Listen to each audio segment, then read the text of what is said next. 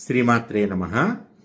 ఉగాదికి ముందు రోజు అంటే మార్చి 29వ తారీఖు ఫాల్గుణ అమావాస్య రోజున గ్రహణం ఉన్నప్పటికీ భారతదేశంలో ఇది కనపడకపోవడం వల్ల భారతదేశంలో ఉండేటటువంటి వాళ్ళెవరూ కూడా ఎటువంటి నియమాలు పాటించాల్సినటువంటి అవసరం లేదు.